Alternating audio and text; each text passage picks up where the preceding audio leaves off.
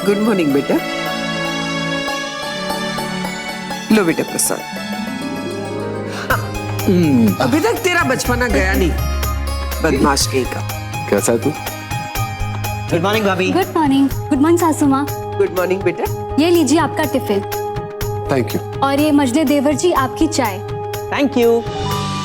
अच्छा मैं भी चलता हूँ। ठीक है बेटा। रुकिए भैया, मैं भी आपके साथ चलता हूँ। ठीक है चलो। क्यों छोटे देवर जी, आप अपने भैया के पूरे बिजनेस में इंटरेस्ट लेने की सोच रहे हैं क्या? नहीं भाभी, एक्चुअली मुझे बैंक तक लिफ्ट चाहिए। 25 लाख रुपए का लोन ले रहा हूँ ना बैंक से। 25 लाख? वो किस लिए? मैं कॉल सेंटर का बिजनेस शुरू कर रहा हूँ, तो इन्वेस्टमेंट के लिए चाहिए ना। अरे लेकिन अभी अभी तूने 5 लाख रुपए लिए थे अपने भैया से, उसका क्या हुआ? माँ, स्टॉक मार्केट में इन्वेस्ट किया, लॉस हो गया।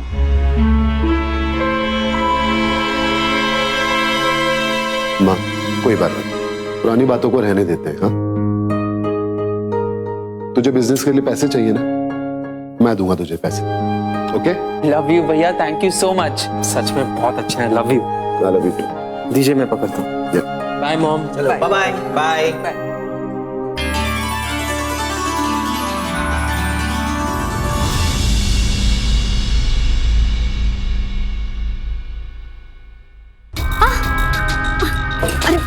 अरे जी कहाँ चल दिए अकेले अकेले?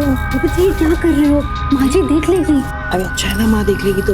अरे देवर जी छोड़िए ना। अरे अरे क्या इसमें कितना? अरे कभी हमारे साथ भी टाइम स्पेंड कर लीजिए। माँ जी देख लेगी।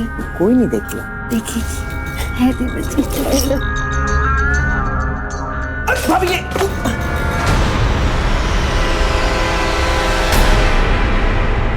ये क्या हो रहा है?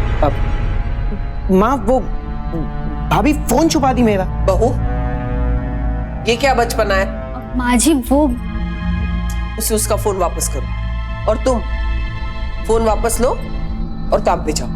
हाँ माँ। जी माँ जी।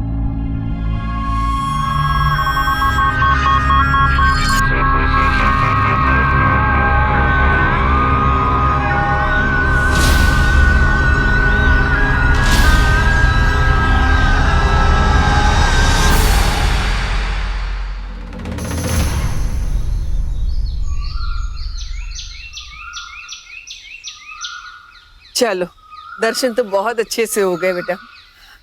अतुल, जी माँ। तुमने जो ऑफिस के लिए जगह ली थी ना, उसे अभी देखते चलते हैं। अभी? अरे हाँ, इतने पैसे लगाए तूने ऑफिस के लिए, वो जगह शुभ है कि नहीं वो भी देख ले। एक्चुअली माँ, वहाँ कॉल सेंटर ऑलरेडी चल रहा है और उसके ओनर बीच में छोड़कर यूएस जाने वाले। बनी बनाए जगह है, इसलिए तो बैंक लोन देने के लिए रेडी है। मैं कुछ नहीं जानती, मुझे अभी वो जगह देखनी है बस। अतुल अगर माजा इतना मन हो रहा है तो एक बार जाकर दिखा क्यों नहीं देते? हाँ ठीक है भैया, मैं अभी फोन करके उन्हें इन्फॉर्म कर देता हूँ। ठीक है, कर लो।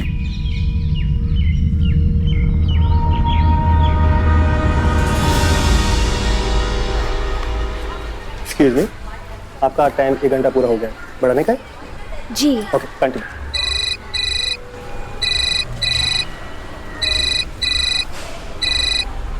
हाँ अतुल बोल, कैसा है तू? हेलो परितोष जी, कैसे हैं आप? परितोष जी, मैं तो ठीक हूँ, तू बता तू कैसा है? एक्चुअली माँ और भैया कॉल सेंटर की डील करने से पहले एक बार देखना चाहते हैं। अबे कॉल सेंटर कहाँ है? दिमाग कहाँ है तेरा? क्या बात कर रहा है तू? हाँ हाँ, हम बस 5 मिनट में आ रहे हैं। तेरे कहने का मतलब है कि तू ये साइबर कैफे को कॉल सेंटर बनाना चाहता है? बिल्कुल ठीक समझा आपने, हम बस 15-20 मिनट में पहुंच ही रहे हैं। अरे अच्छा रखता हूँ। अबे 15 मिनट में मर जाएगा क्या? अतुल सुन तो मेरी बात सुन। चले? माँ पहले कुछ नाश्ता कर ले, बहुत भूख लगी है। पहले जगह देखेंगे, उसके बाद कुछ खाएंगे। अच्छा चले? चल आइए। चल।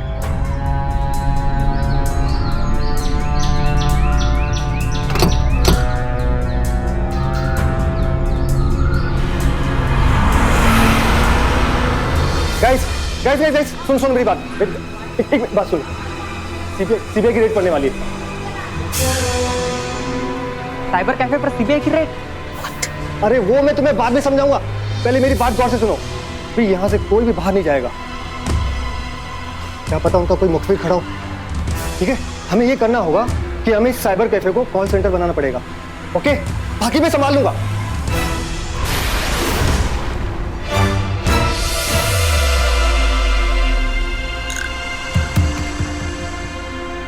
अरे देवर जी, थोड़ा ऐसे फास्ट कर लीजिए ना, आपको तो कितना पसीना आ रहा है।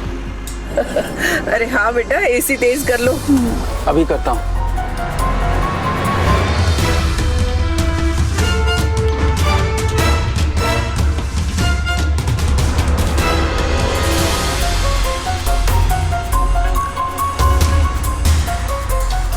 अतुल, और कितना टाइम लगेगा? काफी लेट हो रहा है। बस भैया थोड़ा और आगे।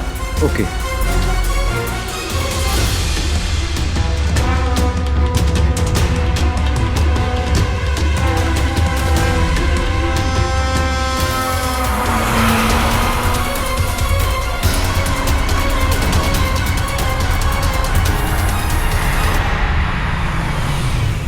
पहुंच गए भैया। ठीक है, आइए मम्मी।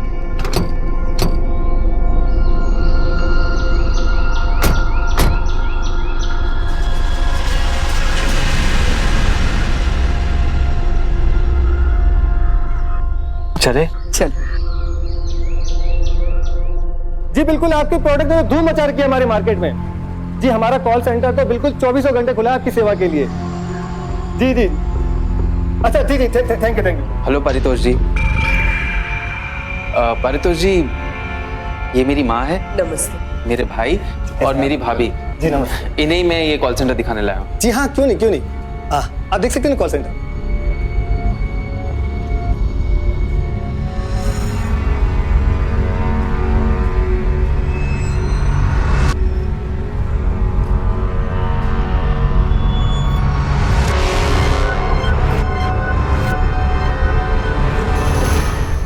कौन सी उल्टी गंगा भरा है?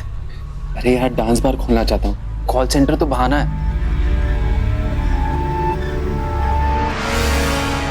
भैया से पैसे निकालने हैं, प्लीज संभाल ले यार। अरे वो तो ठीक है, लेकिन पकड़े गए तो पिट जाएंगे।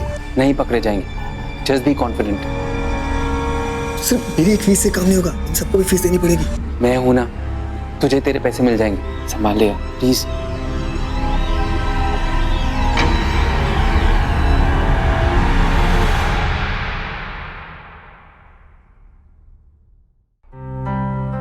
माँ, अच्छा माँ, मैं ऑफिस जा रहा हूँ। ठीक है बेटा, नाश्ता कर लिया? जी माँ। अपना ख्याल रखना। ठीक है बेटा, बाय। बाय। ये लीजिए आपका tiffin. Thank you. I see in the evening. Okay, चलो bye. Atul, Aniket, bye. Bye भैया, have a nice day. Same to you. Bye.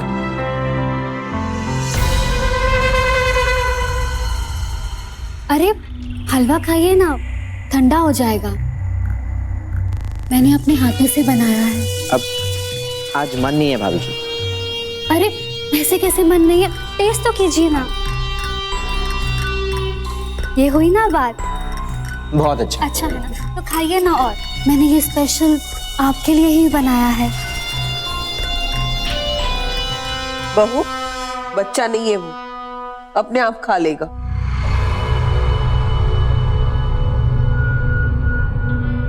और अतुल, जी माँ। 25 लाख की ऑफिस तो ले ली तुमने, पर काम शुरू करने के पहले हवन करवाना है वहां पे। माँ, हवन की क्या जरूरत है? नहीं नहीं देवर जी, पूजा पाठ करवाना जरूरी होता है। हाँ, 2 दिन के बाद पूर्णमासी आ रही है, वो दिन सही रहेगा हवन के लिए। ठीक।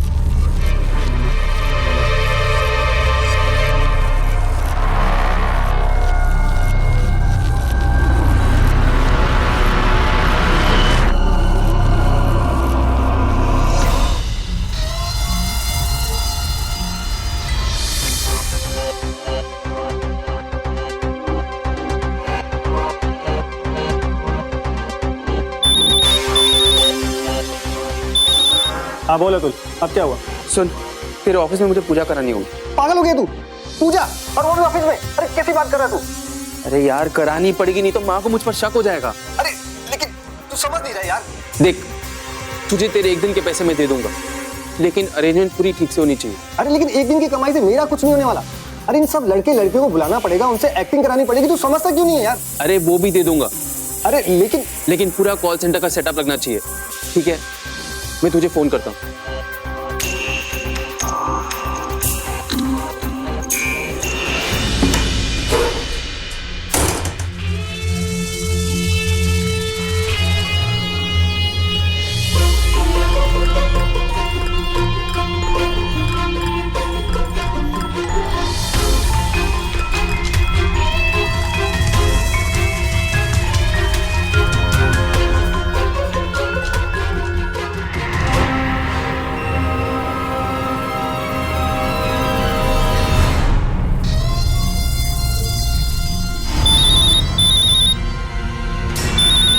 हेलो जी, कौन बोल रहा है? परितोष जी, आप कौन बोल रहे हैं?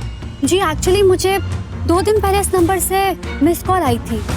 ये किसका नंबर आप बता सकते हैं? मिस कॉल मेरे नंबर से? जी शायद किसी कस्टमर ने किया होगा सफरिंग के लिए। कैसी साफिंग? जी मैम, ये साइबर कैफे जी, यहाँ पे बहुत से लोग आते हैं। शायद मेरे नंबर से किसी ने आपको कॉल किया। आई एम सो सॉरी, मैं नहीं बता पाऊंगा कि आपको किसने कॉल किया। अच्छा ठीक है, कोई बात नहीं।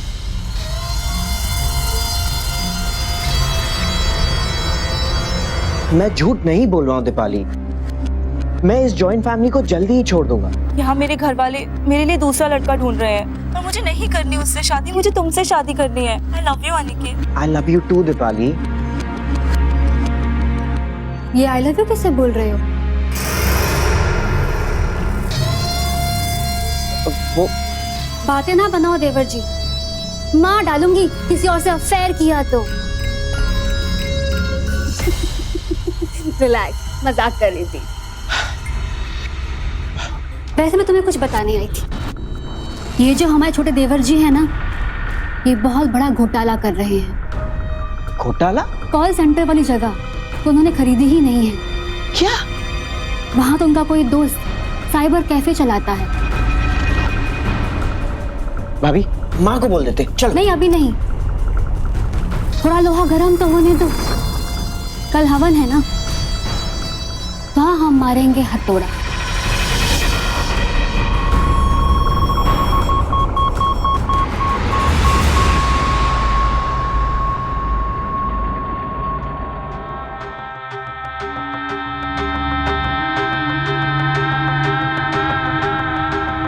क्या हुआ देवर जी, आपकी शक्ल पे 12 क्यों बजे हुए हैं? भाभी, आप भी आज के जमाने की लड़की हैं। आप कितने आराम से इस जॉइंट फैमिली में एडजस्ट कर रही हैं। लेकिन वो दीपाली, वो तो चाहती है कि पहले मैं बंटवारा करके अलग हो जाऊं, तब वो मुझसे शादी करेगी। चाहती तो मैं भी यही हूँ कि तुम्हारे भैया अलग होकर सिर्फ मेरे साथ रहे।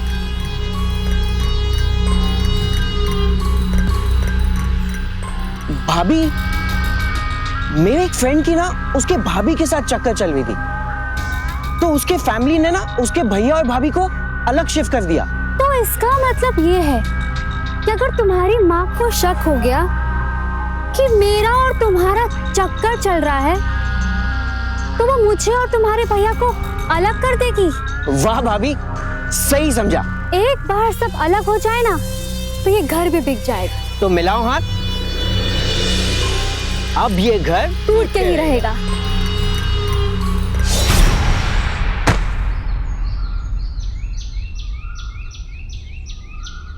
एक पल भी नहीं लगा टूटने में।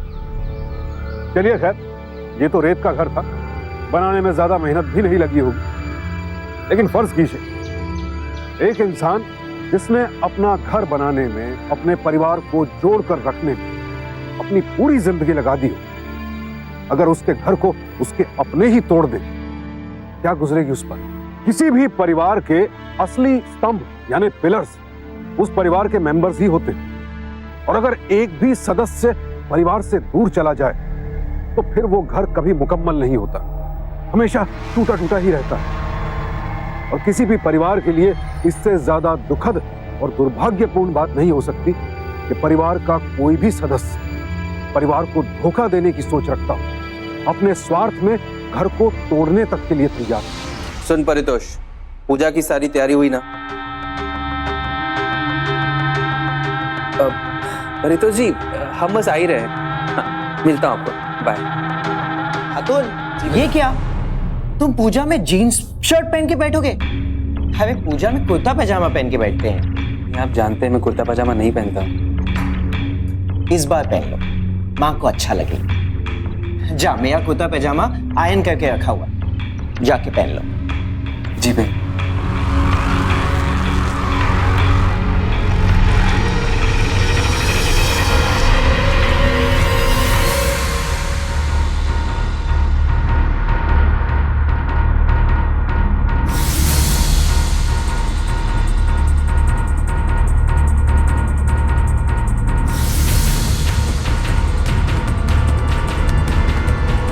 अनिकेत, हम 2 दिन से मिल नहीं पाए हैं। आज रात को दरवाजा खुला रखना। तुम हमेशा मुझे स्कूल में बहुत अच्छे लगते हो।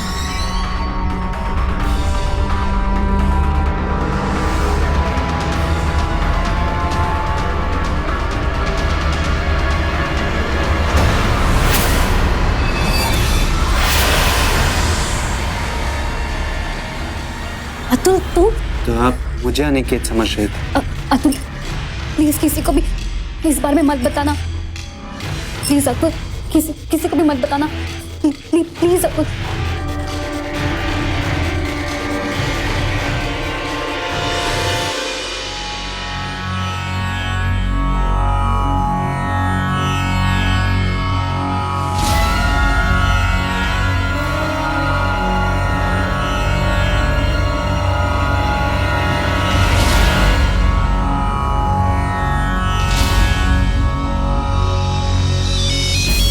माँ एक इम्पोर्टेंट कॉल है, मैं बात करके आता हूँ। हाँ बेटे जल्दी आना, पूजा शुरू होने ही वाली है।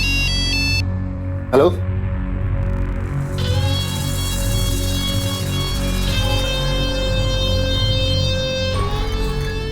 जाओ, जाकर देख कर आओ। ऐसा कुछ तो मिलेगा जिससे पता चल सके कि ये साइबर कैफे है।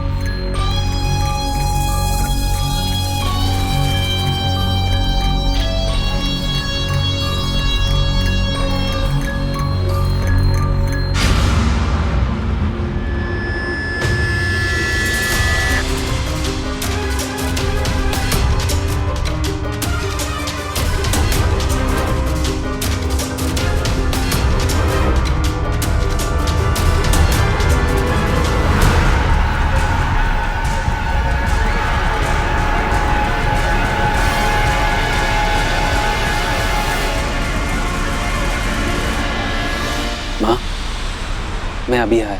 जल्दी आना, पूजा शुरू होने वाली है। जी।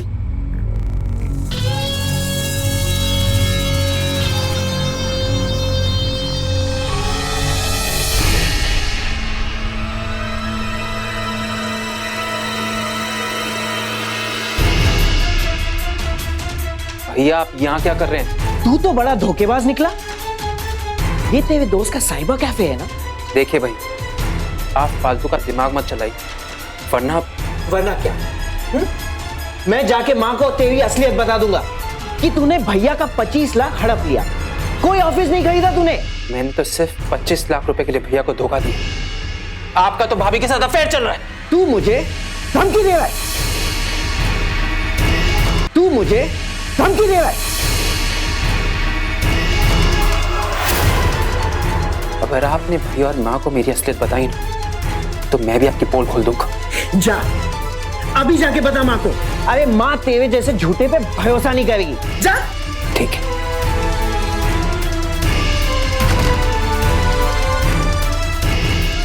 माँ मुझे आपसे कुछ कहना है। माँ इसकी बात मत सुनिए, मुझे आपसे कुछ कहना है। पंडित जी कोई पूजा नहीं होगा, आप प्लीज चलिए यहाँ से। आप सब भी यहाँ से जाइए, जाइए जाइए प्लीज। क्या हो रहा है सब? परितोष तुम यहीं होगा। माँ ये देखिए,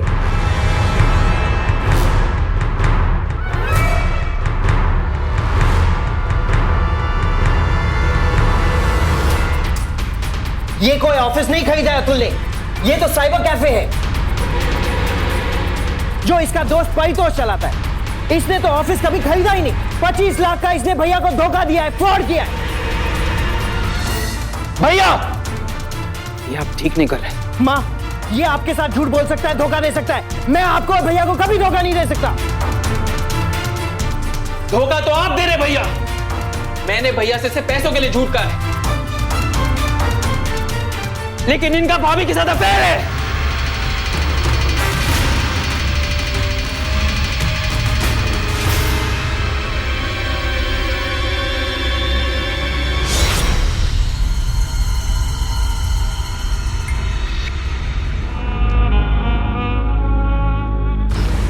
भैया,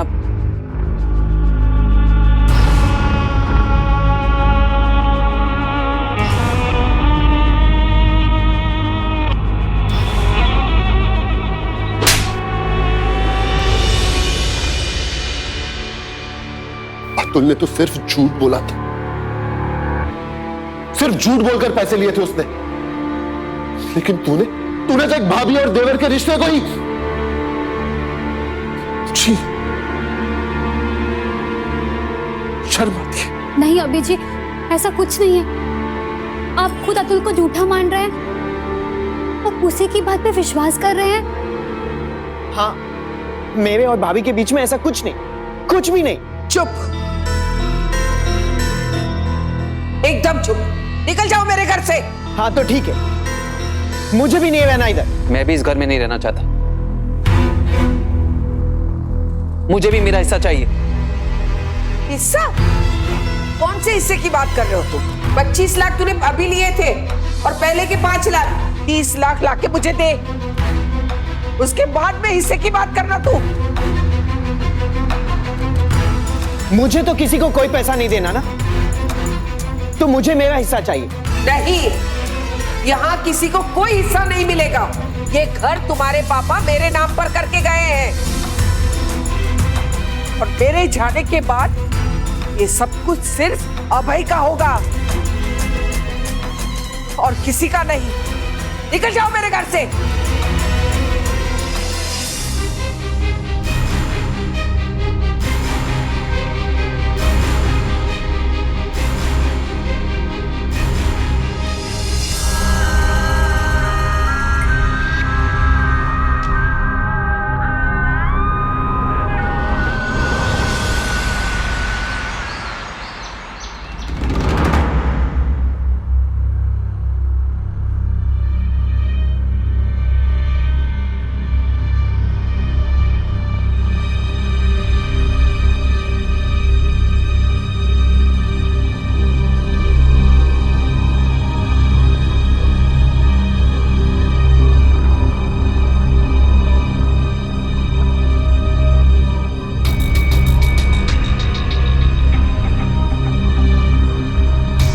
माँ,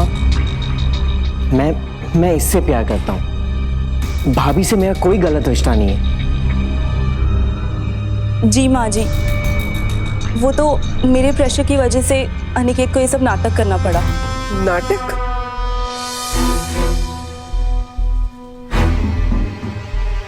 हाँ माँ, दरअसल दीपाली जॉइंट फैमिली में नहीं रहना चाहती,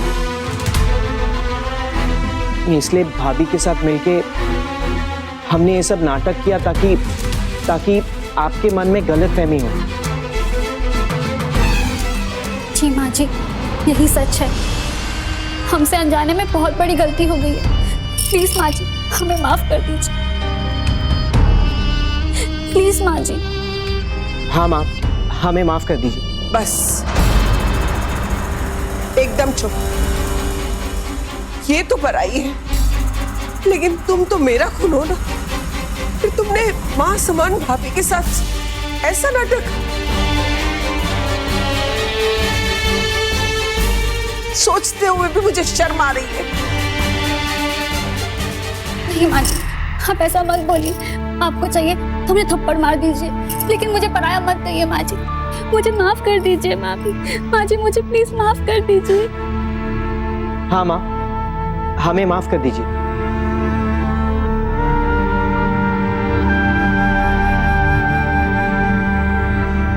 माँ जी, माँ,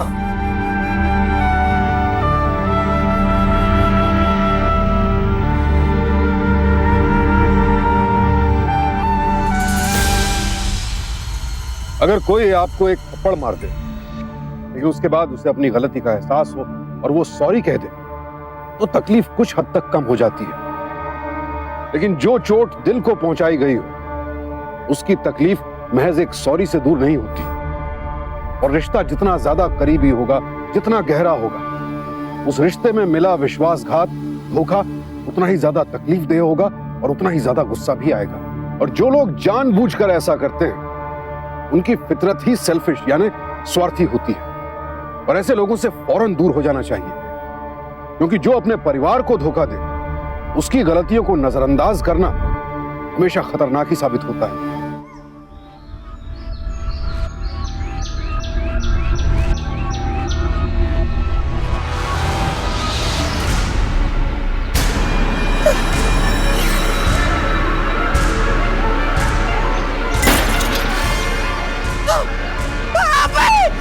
क्या हो गया तुम्हें? अभिजीत!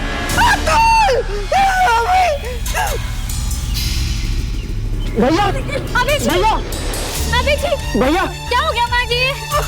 भैया, क्या हुआ भैया? भैया, अभिजीत! इसे क्या हो गया? देखो अभिजीत! भैया, क्या हुआ इसे? कोई मेरे कोई को उठा दो। भैया, क्या हुआ भैया, अभिजीत!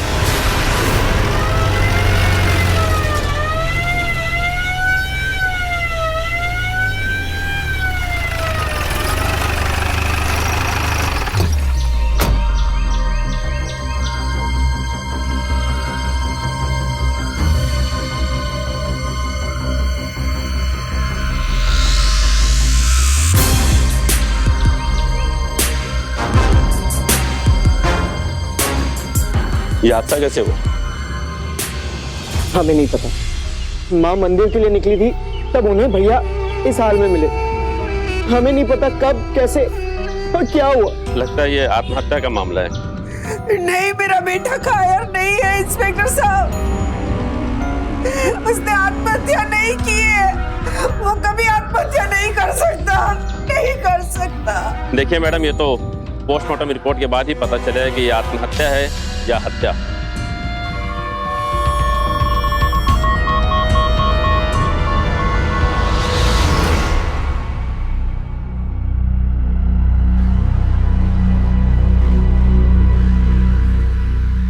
खुद के पैरों पर कुल्हाड़ी मारकर अब यहाँ क्या कर रहे हो तुम लोग? हमारी कुल्हाड़ी से सिर्फ हमारे पैर ही नहीं बल्कि तुम्हारे पैरों को भी घायल किया है।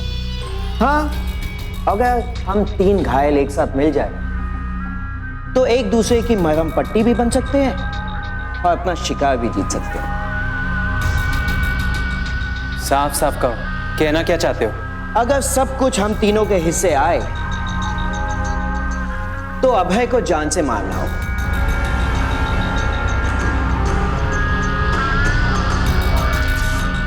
मुझे पागल समझते हो तुम लोग? भैया को मारकर मैं जेल जाऊंगा और तुम दोनों अय्याशी करोगे। ऐसा कुछ नहीं होगा। हम तीनों मिलके तुम्हारे भैया का मर्डर करेंगे, पर वो मर्डर नहीं, सुसाइड लगेगा। ऑब्वियसली अभय बहुत भावुक है, तो माँ को भी यही लगेगा कि घर के झगड़ों से परेशान होकर अभय भैया ने सुसाइड कर ली।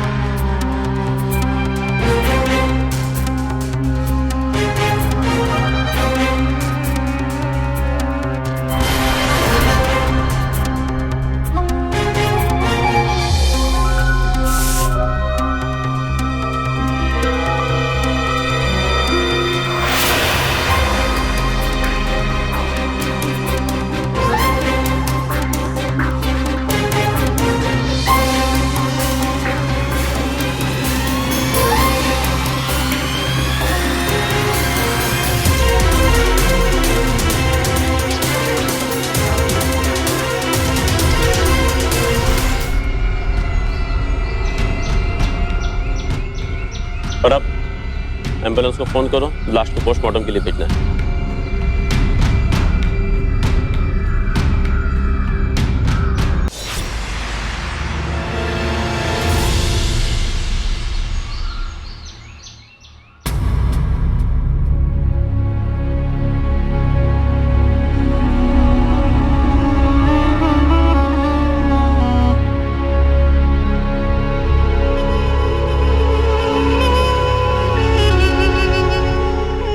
अभय की पोस्टमार्टम रिपोर्ट आ गई है और ये आत्महत्या नहीं बल्कि हत्या है। हत्या? जी, हत्या।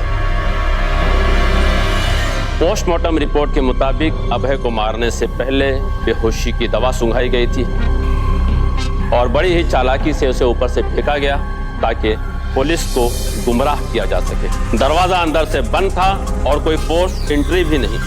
इससे यह साबित होता है कि हत्या घर के किसी सदस्य ने ही की है।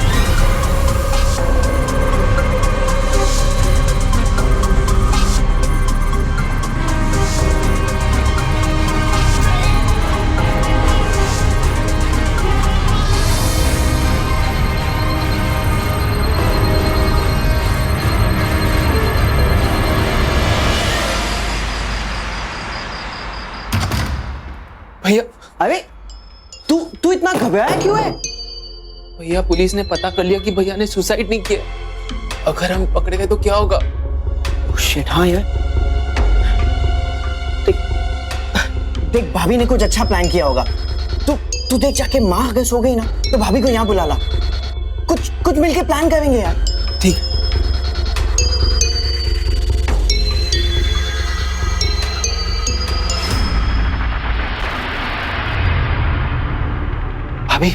भाभी उठिए, भाभी उठिए भाभी। अरे बचाओ बचाओ बचाओ भाभी जी, भाभी बचाओ, छोड़िए मुझे, बचाओ माँ जी, छोड़िए मुझे, माँ जी बचाओ, माँ जी ये मेरा गला दबा कर मुझे मारने की कोशिश कर रहा था। माँ मैंने ऐसा कुछ नहीं किया। माँ मैंने कुछ नहीं किया। माँ मैंने कुछ भी नहीं किया। भाभी अब झूठ क्यों कह रही है? माँ जी, जब उस दिन रात को मैं अभय जी से अलग सोफे पर सो रही थी तब ये कोई स्प्रे लेकर आया था। तब मैंने इतना ध्यान नहीं दिया, लेकिन आज जब इंस्पेक्टर साहब ने कहा कि अभय जी को किसी ने बेहोश कर मारा, तब मैं इससे पूछने गई कि उस रात को ये क्या चीज लेकर आया था, लेकिन इसने बात घुमा दी और आज ये मुझे मारने की कोशिश कर रहा है। ये आप क्या कह रही है भाभी? माँ मैंने ऐसा कुछ नहीं किया। माँ भाई, माँ मैंने ऐसा कुछ नहीं किया।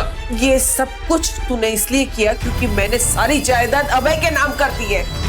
अब मैं तुझे बताती हूँ कि मैं क्या करने वाली हूँ, देख तू। माँ मैंने ऐसा कुछ नहीं किया। माँ ये इन दोनों का प्लान है। माँ मेरा यकीन कीजिए। माँ मैंने ऐसा कुछ नहीं किया। माँ आप अपने विल का मैटर मुझे बता दीजिए, मैं टाइप करा के 2 या 3 दिन में ले आऊंगा, आप साइन कर देना।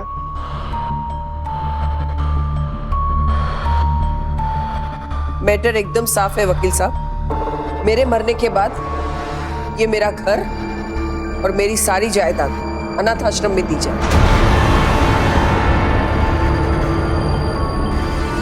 और मेरी जायदाद में से किसी को भी 1 रुपया भी नहीं मिलेगा। ठीक है मैडम।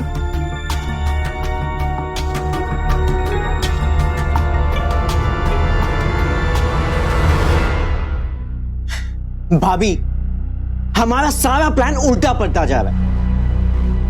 माँ का विल बनते ही ना हम कंगाल हो जाएंगे। उनका विल कभी नहीं बनेगा। आप कहना क्या चाहती हैं? अरे भैया का मर्डर हो चुका है। अगर माँ को कुछ हुआ ना, हम गोए फंसेंगे। हम नहीं, अतुल फंसेगा। उसने मुझे जान से मारने की कोशिश की थी और गवाह है शांता। और उसने वहां पे ये भी सुना था कि अतुल ने ही अभय को मारा था, समझे?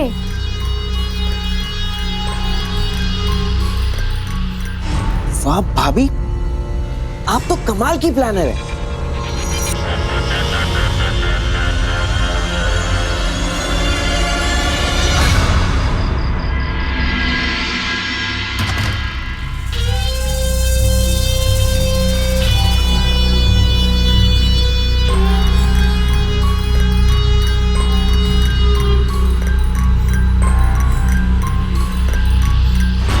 माँ जी, दूध आपके लिए।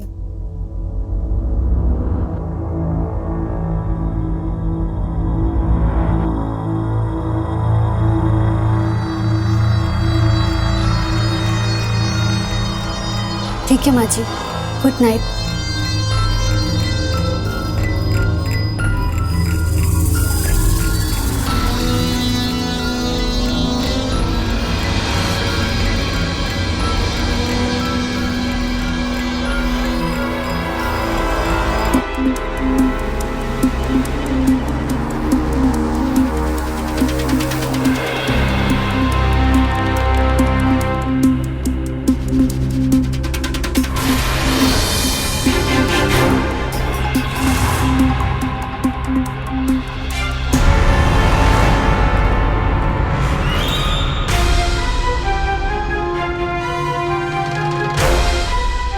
अभी तुम दोनों मुझे भी मारना चाहते हो।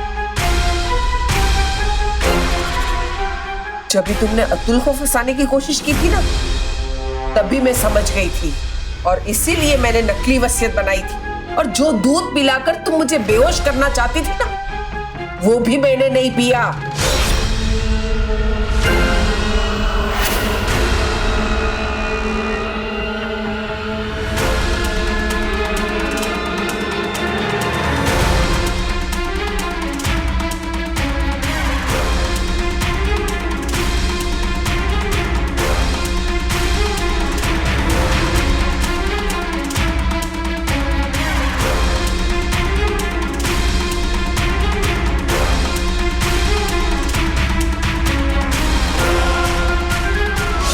बेहोशी की हालत में मरती ना तो सुकून से मरती।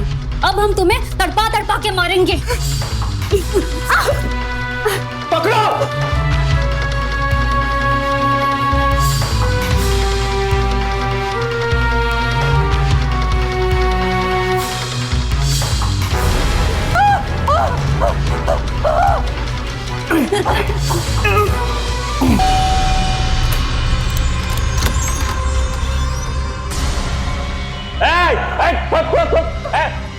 पकड़ से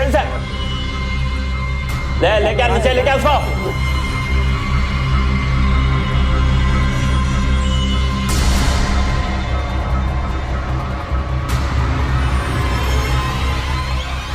माँ, क्षमा चाहता हूं, मैं इन दोनों के बहकावे में आ गई। ये तो अच्छा हुआ शांता ने मुझे सही समय पर फोन कर दिया।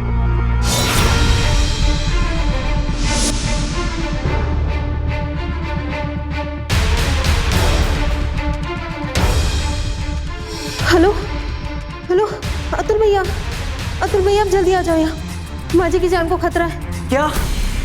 तुम चिंता मत करो, मैं अभी आया। और मैंने सही समय पर इंस्पेक्टर साहब को बुला दी।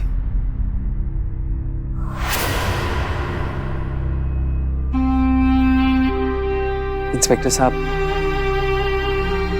भाई के कत्ल में इन दोनों के साथ मैं भी शामिल हूं।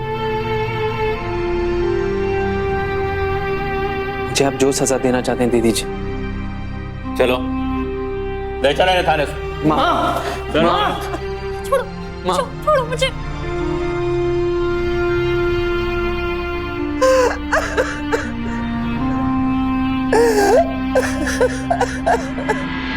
माँ, बड़ा भाई, भाभी, मझला भाई, छोटा भाई, इन 5 लोगों के साथ इस घर में एक और मेंबर रह रहा था। वो था लालच।